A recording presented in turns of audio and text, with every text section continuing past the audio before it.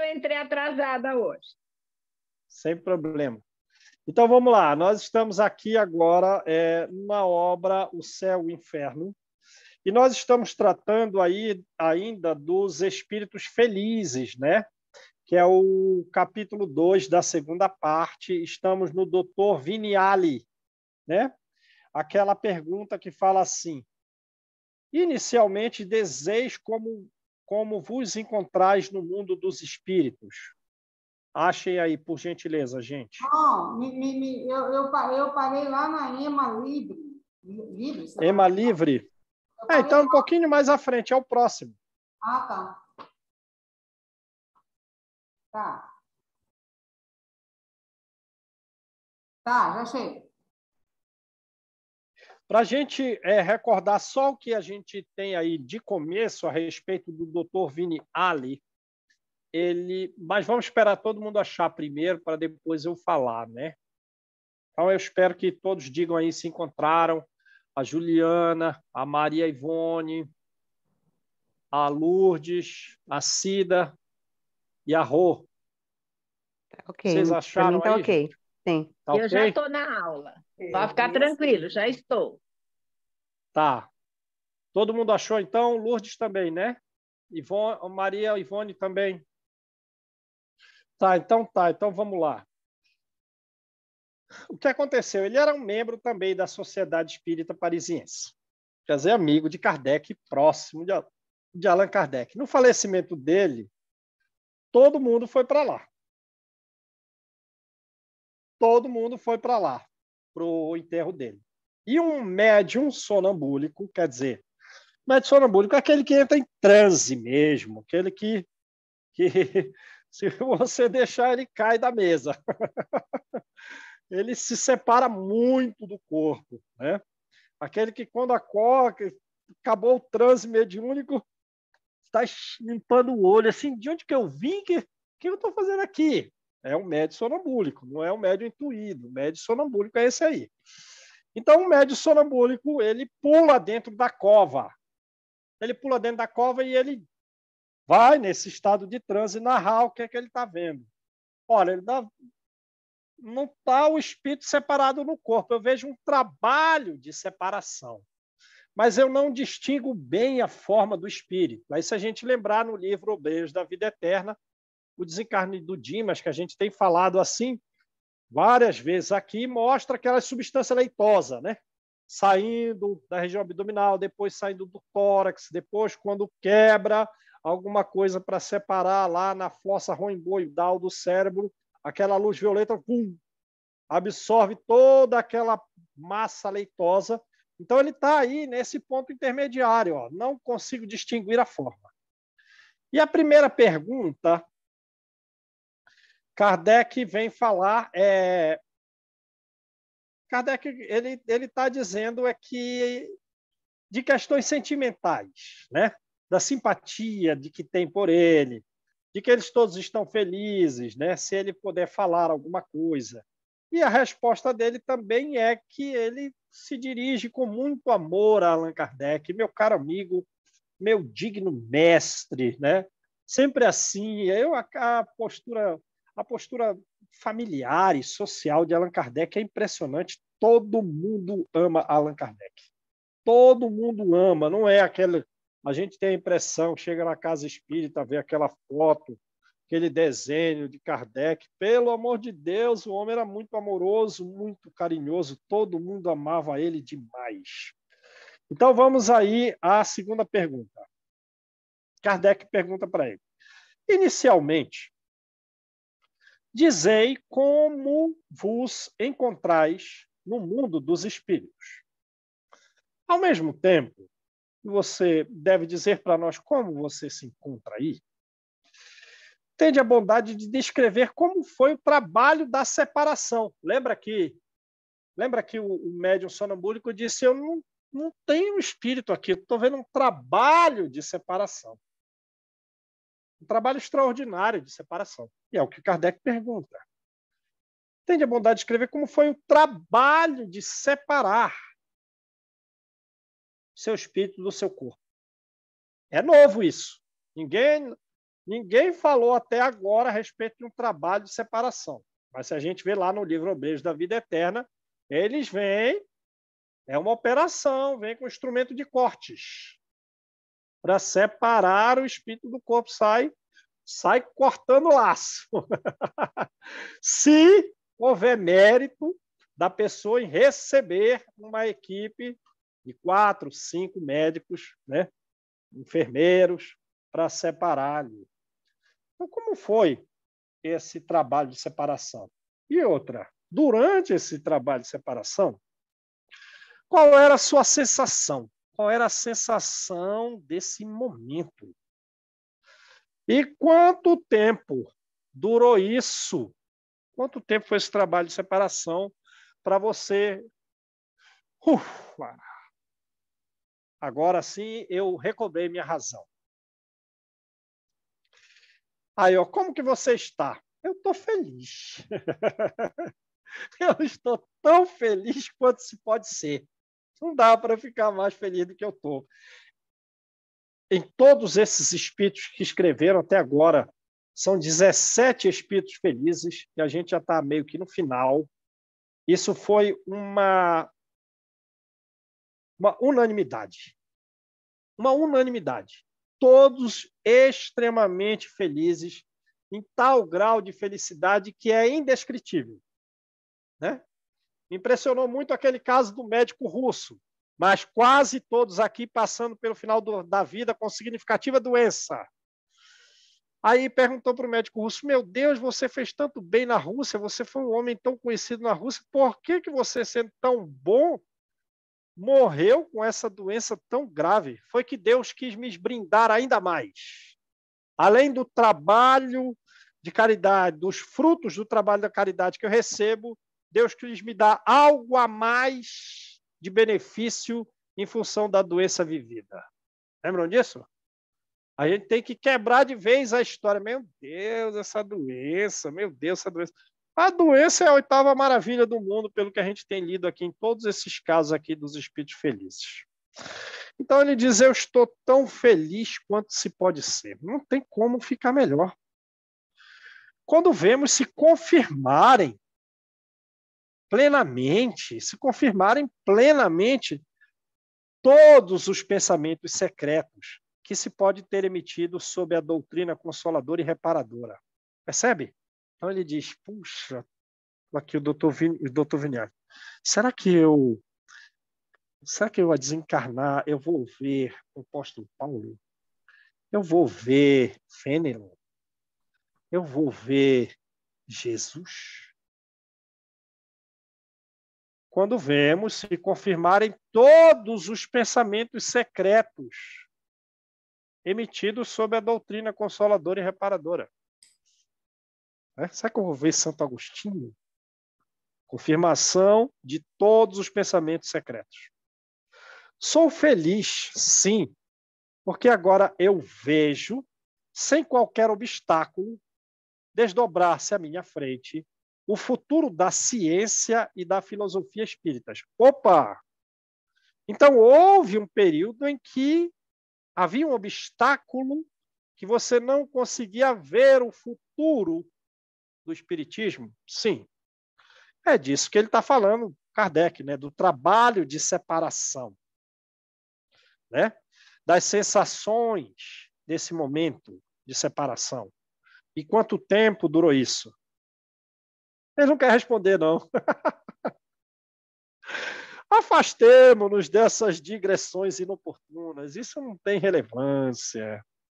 Isso não tem relevância. Foi pouco, como que ele diz assim? Foi pouco tempo, sim. A sensação não foi tão prazerosa.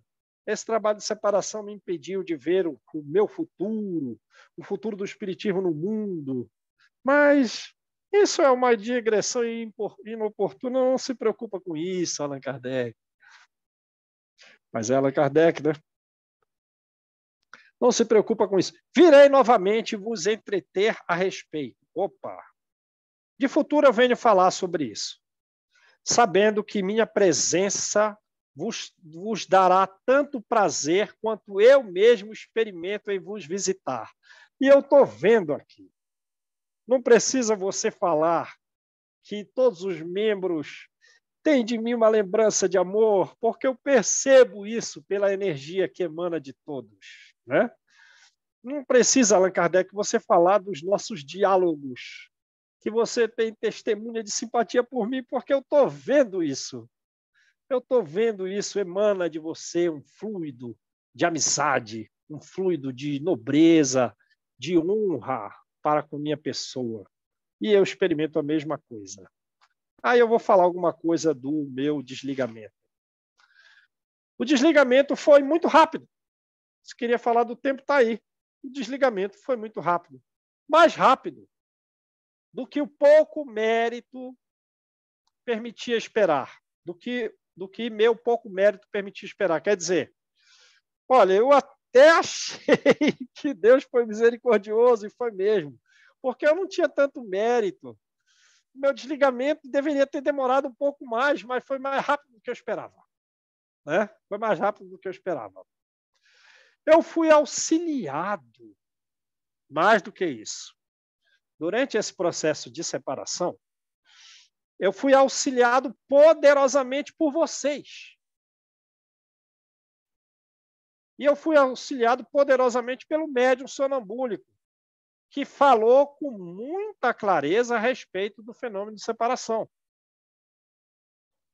Para que eu insista na mesma tecla. Então, ele está dizendo, eu não vou acrescentar nada além do que disse o médium sonambúlico que pulou dentro da minha cova e disse, olha, é um trabalho de separação, é um trabalho extraordinário. É um esforço danado para separar o espírito do corpo. Eu ainda não vejo a forma do espírito, ela não está bem determinada. Mas só que a gente vai ter que recorrer ao livro Obreiros da Vida Eterna para pegar detalhes do que eles estão falando aqui, né? Porque a doutrina espírita é progressiva. Então, isso daqui não era ainda a hora de falar de fluidos como uma massa, né? Uma massa de energia um tanto clara. Ele falou com muita clareza. Eu vou falar alguma coisa aqui, eu vou repetir. Não posso insistir na mesma tecla. Era uma sorte, de oscilação intermitente. Aí agora ele falou algum detalhe a mais, né? Uma oscilação intermitente, uma espécie de arrebatamento em dois sentidos opostos. O que é que ele quer dizer com isso? Olha, foi um período, ainda que rápido, em que eu não sabia se eu estava vivo dentro da morte ou se eu estava morto dentro da vida. Em que, se eu pensasse no que ensinou a doutrina espírita, meu espírito mais facilmente colaborava com a separação do espírito, e eu já via os meus familiares, eu já via Jesus, Paulo, e esses espíritos que vêm aqui dar as comunicações na Sociedade Espírita Parisiense. Agora, se eu lembrava da minha família, se eu lembrava da minha doença, saía todo mundo da minha visão e voltava no meu próprio perispírito a doença que estava grave no corpo físico. Então, era uma oscilação intermitente. Conforme o meu pensamento se voltasse para o céu, para a terra, eu ficava em dois sentidos opostos. Né? Mas o meu espírito triunfou, já que eu estou aqui. Como eu estou falando aqui, vencer o espírito perdeu a carne. Né? O espírito triunfou, a carne perdeu. Só deixei o corpo completamente quando ele baixou à terra. Né? Então, a separação foi definitiva quando colocou o caixão lá e cobriu de terra. Aí eu me separei definitivamente. Aí a separação foi definitiva. Mas foi tão rápido que eu vim com vocês. Quando vocês saíram do cemitério, eu saí convosco. Eu vim convosco. Então, eu voltei junto com vocês. Que legal. Gente, mas se essa separação foi tão rápida, então não teve nem velório, né? Ele morreu, já enterraram. Porque, né, para ele se separar tão rápido desse jeito, gente, que isso? Podia acender uma velinha primeiro, né? Já veio junto. Olha, eu vim junto com vocês aqui, ó. Acompanhei aqui Allan Kardec lado a lado. Já vim junto com vocês. Pergunta.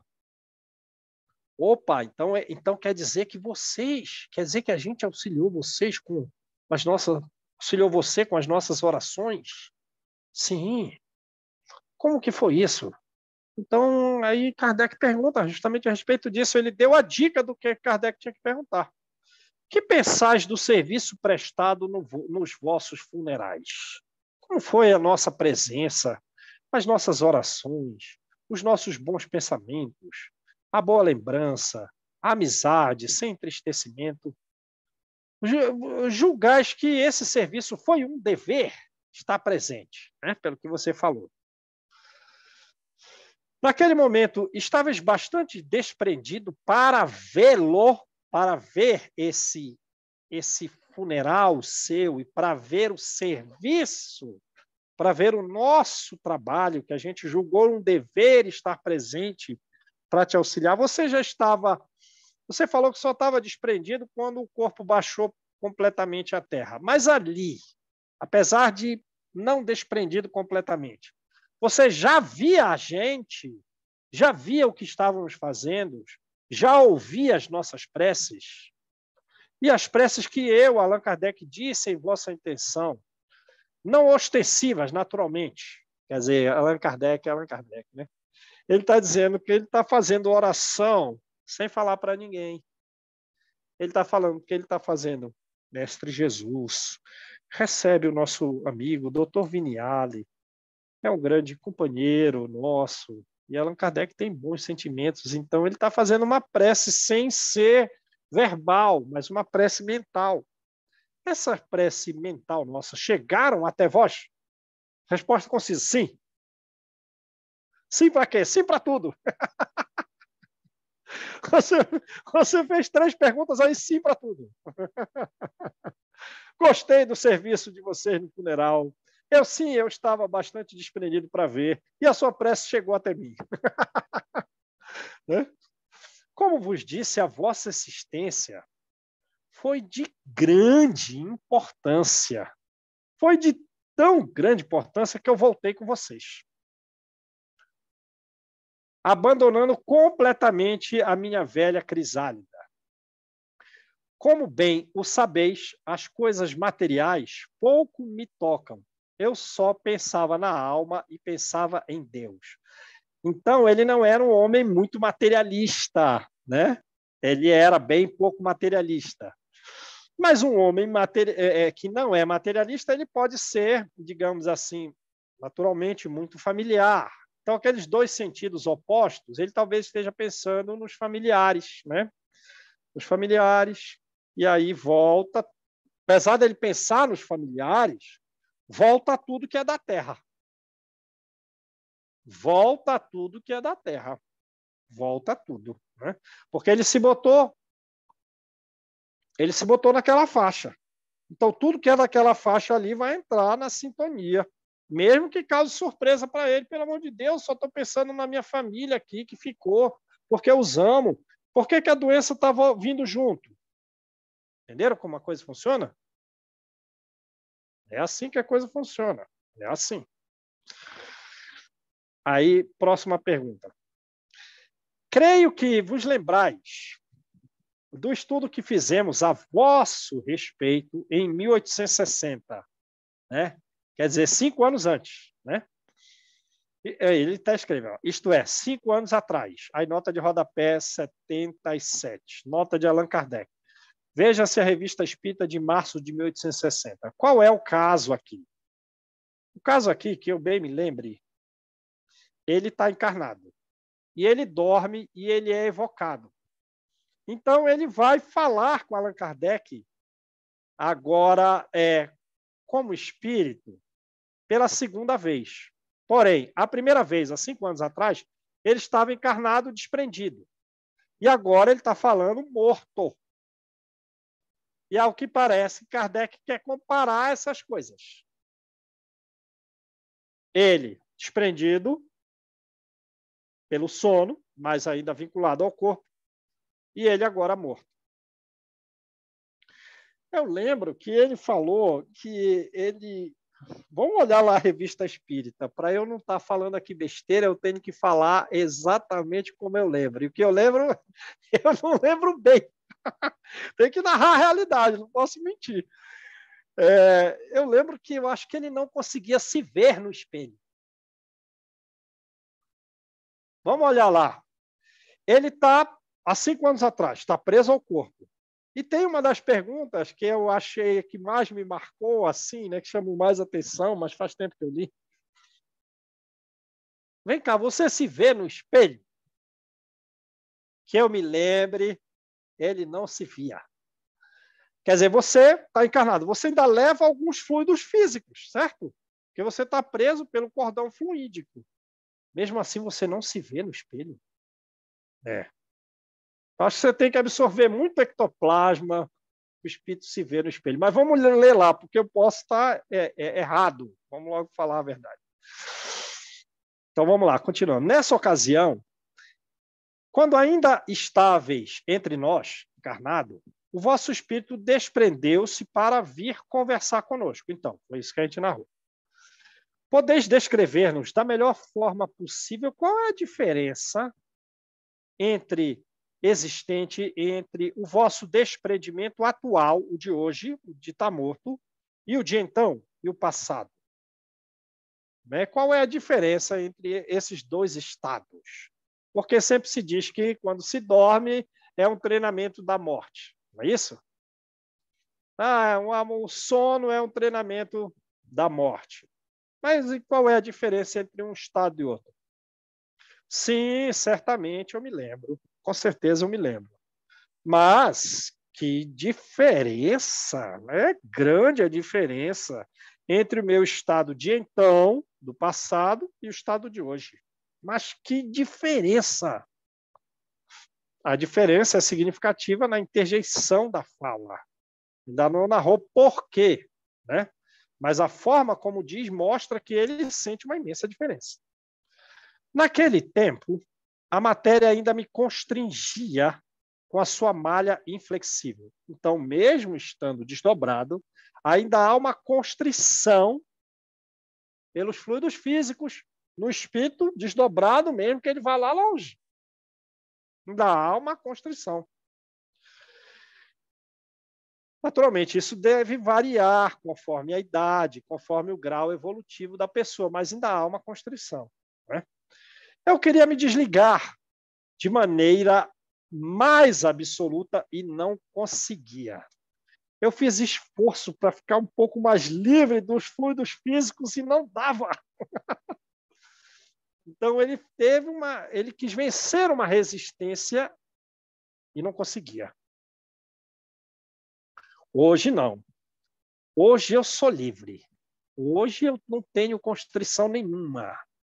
E ainda mais do que isso, um vasto campo, que era então desconhecido. Então, desdobrado, ele não via esse vasto campo. Agora ele está vendo esse vasto campo. Talvez seja a principal diferença, além da constrição que ele tentava se libertar e não conseguia. Um vasto campo abre-se à minha frente. Então, ele está vendo um mundo, sei lá, foi para Saturno, foi para Júpiter, foi para outra constelação. E tem uma noção mais nítida do que ele tem que fazer, o grau intelectual e sentimental tão melhores, né? E com a vossa ajuda, e com a ajuda dos espíritos bons, então eu estou com essa ajuda ainda de vocês e dos espíritos bons, aos quais eu me recomendo. Então eu sou obediente a esses espíritos bons. Eu me recomendo a eles, sou obediente a eles, ainda que eu não entenda muita coisa, porque eles são mais evoluídos do que eu e também porque eu estou recém-desencarnado, não tenho tanta noção. Então eu sigo as instruções. Obediência e resignação, né? Uma da mente e outra do coração. Espero avançar. Esse vasto campo vai ficar mais amplo. E me compenetrar o mais rapidamente possível dos sentimentos que devo experimentar e dos atos que preciso realizar para suportar as provações e merecer a recompensa. Então, é a hora ainda de trabalhar, é a hora de servir. Eu tenho que trabalhar ainda aqui na Terra, suportar provações. Ou em regiões inferiores, talvez tenha alguns parentes, né? Em regiões inferiores. Tenho que auxiliá-los. E também receber a recompensa desses lugares aos quais ainda irei. Né? Que majestade, mas de uma maneira geral, que grandeza. Isso quando eu estava encarnado e desdobrado. Gente, que horas são aí? Eu estou sem relógio aqui. Deixa eu ver aqui.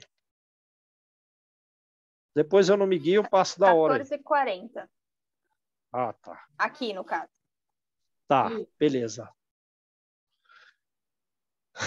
Então, que grandeza, que majestade, isso eu não via quando estava desdobrado, encarnado. É quase um sentimento de temor que predomina. Porque, fracos como somos, queremos fixar as sublimes claridades. Quer dizer, é algo tão belo, é algo tão magnífico que ele está meio ali no estado de êxtase e teme perder aquilo, né? Por alguma razão. Ainda as razões frágeis da nossa cabeça humana, né?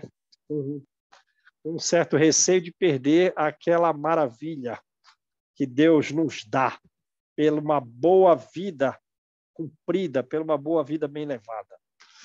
Pergunta, para nós, será um prazer continuarmos essa conversa sempre que quiserdes. Então, Kardec percebeu, assim, né, pela linguagem dele, que ele está querendo ir embora ou precisando ir embora. Respondendo de forma sucinta, né, a própria linguagem, a forma de falar, você nota, olha, essa pessoa está se despedindo. Aí Kardec já diz, para nós será um prazer continuarmos esta conversa sempre. Sempre que o quiserdes. Olha só, Kardec, né? Kardec demais, né? Pelo amor de Deus, é demais. Respondi sucinta. Aí ele vai justificar. Aí ele vai justificar, olha, eu estou falando sucintamente. E eu estou falando sem sequência as vossas diversas perguntas. Não exijais ainda muito do vosso fiel discípulo. Então, vejam, ele se coloca como um discípulo fiel. Quero ser fiel a Kardec. Né? Mestre, ainda não exijais muito do vosso fiel discípulo, pois não estou inteiramente livre. Ainda estou recém-desencarnado, não estou mais vinculado ao corpo, mas eu estou preso a ideias terrenas ainda. Eu estou preocupado com os familiares. Eu não sei como vai ser o meu futuro. Eu não sei para onde eu serei levado. Então, eu não estou ainda inteiramente livre. Não exija muito ainda, mestre, do seu fiel discípulo. Conversar, conversar, conversar. Ainda seria minha felicidade. Eu quero falar. Aí a gente vê, então, digamos assim, essas respostas sucintas não estão sendo originárias do desejo dele, porque ele quer falar sem parar. Não, conversar, conversar, conversar, conversar é a minha felicidade. Meu guia modera o meu entusiasmo. Então, é o guia dele, né, que está moderando o entusiasmo, porque ele quer conversar com Allan Kardec sem parar. E com a Sociedade Espírita Parisiense, são os amigos dele, né? Ele quer conversar sem parar. E a espiritualidade está moderando o ânimo. E eu já pude apreciar bastante a bondade do meu guia e a noção de justiça dele para que eu me submeta ao que ele me sugere. Já está bom, vamos interromper aqui a comunicação. Durante essa comunicação, modere os seus sentimentos. Dá vontade, só dele falar assim que o guia quer moderar os meus sentimentos. e que ele queria conversar sem parar, porque isso era a felicidade dele, dá vontade de reler a resposta dele de novo, porque talvez a gente esteja errado no tom emotivo de todas elas. A gente não pode dar um tom racional às respostas dele. Ou, se der um tom racional, tem que colocar mais emoção. Compreende? Então, volta só a primeira.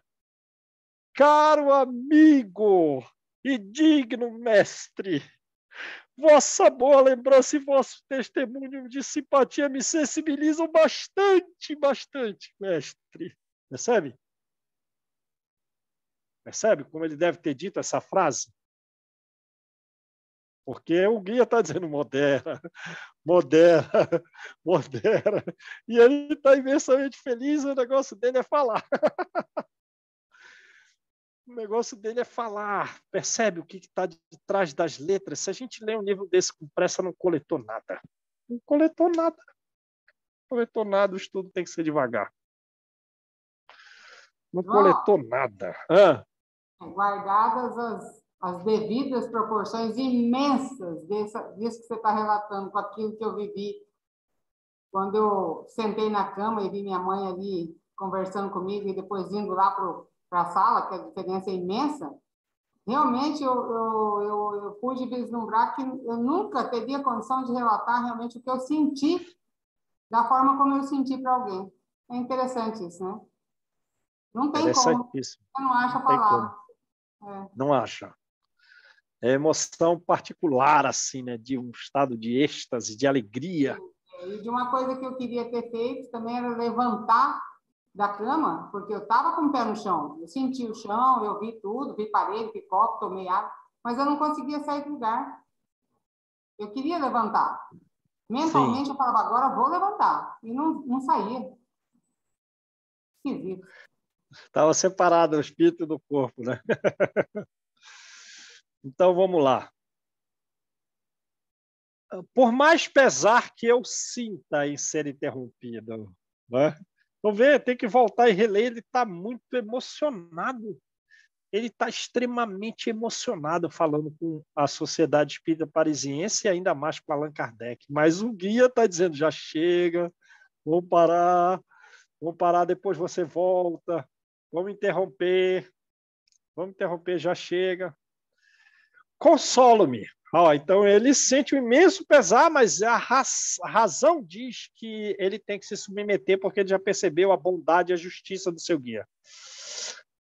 E ele se consola. Consolo-me, pensando que poderei vir aqui muitas vezes, assistir a ida incógnito, vou sentar lá no fundinho ali, não vou falar nada, mas isso me consola, que eu posso vir aqui muitas vezes e assistir incógnito às vossas reuniões, isso me consola, porque aqui tem muito espírito elevado, mas o espaço para o amor supera tudo, não é só razão, o amor supera tudo, então tem que deixar o doutor Vignali falar. Percebe como é a coisa? Falarei convosco algumas vezes, então os espíritos estão dizendo, não, você não vai ficar incógnito, meu filho, seu amor por Allan Kardec vai resplandecer, e ninguém supera o amor. Então alguém está dizendo para ele, eu falarei convosco quando ele queria ficar incógnito. Eu amo-vos e quero prová-lo. Percebe o grau de amor dele por Allan Kardec? Pelo amor de Deus, quanto amor, né? Ora, é alguém que se comporta de uma forma tal que é digno de ser amado, que os outros naturalmente o amam. É aí que é a posição de Allan Kardec, é aí que ele também se faz grande, não só pelo raciocínio, mas pelo sentimento que ele desperta nos outros. Eles todos que se comunicaram aqui amam Allan Kardec e todos querem provar. Aquele doutor lá atrás queria morrer antes. Se eu tivesse morrido antes, você não tinha tido essa doença. Lembram disso? Pelo amor de Deus. Entretanto, outro espírito mais adiantados reclamam prioridade, mas a doutrina espírita tem que avançar, né? Devo, pois, curvar-me aqueles que me permitiram dar livre curso à torrente das ideias que eu tinha acumuladas, muito mais das ideias emotivas acumuladas que eu tinha, né? Eles pararam de falar, mas o Espiritismo tem que caminhar. Mas eles pararam e me deixaram falar. Deixo-vos, amigos, e devo agradecer duplamente. Agora eu vou, né? Mas eu venho agradecer não só a vós, espíritas, que me chamastes, vocês me chamaram.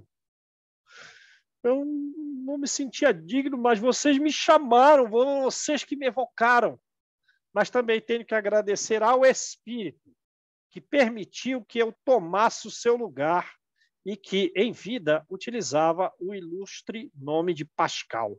Então, pensa bem, Pascal ia falar. E aí, a Sociedade Espírita Paranaense evoca o Dr. Vignale. E o amor suplanta a razão, em muitos momentos. Então, quem vai falar? Pascal, não, Dr. Vignale, por gentileza, converse com eles. Isso vai ser bom para todos nós, é parte do estudo, vai fazer parte da obra Céu e Inferno, que Allan Kardec está escrevendo, por gentileza. Pode até falar que eu que cedi meu lugar para você falar. Né? Que beleza, hein? Aí ele vai se despedir, diz a frase final. Aquele que foi e será sempre o mais devotado de todos os vossos adeptos. Veja que coisa, né? Eles estão disputando. Parece os apóstolos em torno do Cristo. Quem de nós é o maior, mestre? Não, eu sou mais devotado. Diz o doutor Vignale, né? Diz para Allan Kardec, eu sou o mais devotado. Gente, eu acho que horas são aí? 14h54, né? Não vale a pena a gente avançar sobre o Victor Le Buffet. Eu acho que vale a gente fazer a prece, né? Acho melhor, Concorda? a gente começa... Né? Porque a gente vai começar e vai parar sem ler um parágrafo inteiro, o tamanho desse primeiro parágrafo aí.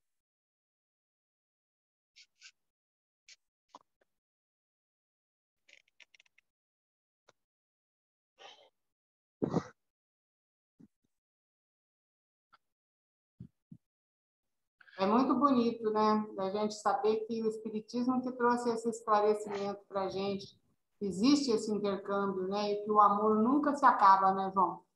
Nunca se acaba. Nunca se Então, acaba. como que a gente estaria, né, João? Se a gente estivesse ainda pensando assim, bom, agora eu vou morrer, eu vou lá para o inferno, minha mãe vai lá para o céu, meu irmão vai lá para o purgatório e nunca mais. Já pensou? Que coisa, né? Não dá, né?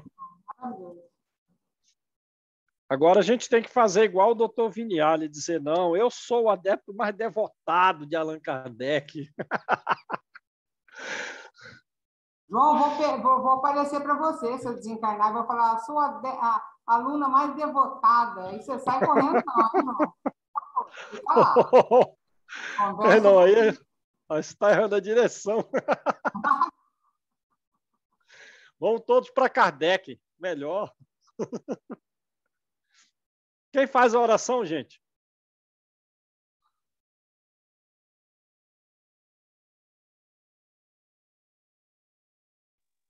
Ah, foi muito bom o estudo de João. hoje. Beleza, Eu Cida. faço. Vamos lá. Vamos fechar nossos olhos. Pensar no Mestre Jesus, aquele que nos deu a vida em exemplo.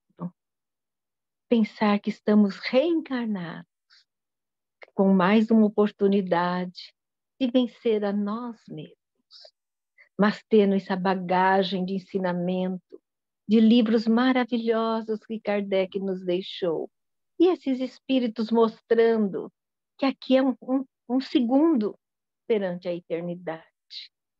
Não somos nada, Senhor, mas queremos agradecer a sua influência para nós crescermos e evoluirmos a cada dia. E estando hoje, conhecendo essas lições maravilhosas que nos faz sentir vibrações de amor, de emoções e muito carinho. Gratidão a todos aqueles que vieram antes de nós e trabalharam para que hoje nós pudéssemos ter essas aulas, esses ensinamentos e esperança no nosso futuro. Que assim seja. Tchau, gente. Um abraço. Vamos nós todos juntos em direção a Jesus, né? Eu não sou nada, né? Então Nós não somos. eu só entendi a fala da Daisy, que foi uma fala de amor, porque ela tem amor por mim, né? Apesar de eu não ser nadinha aqui. Mas eu tenho amor por todos vocês. São boas, João. Mas eu tenho amor por todos vocês e realmente, como ela falou, então, aí, pelo amor, a gente vai junto, mas a gente circula em torno de Jesus. Beleza, gente? Beleza, João. O livro continua o mesmo na próxima semana? Não, agora a gente continua o livro Evolução em Dois Mundos, né? Evolução em Dois Mundos. Vou adquirir. Tá. Gratidão, João. Obrigado. Eu que agradeço, gente. Um abraço, fiquem com Deus. Um abraço. Valeu, Boa gente. semana. Beijo. Tchau, gente. Valeu. Tchau.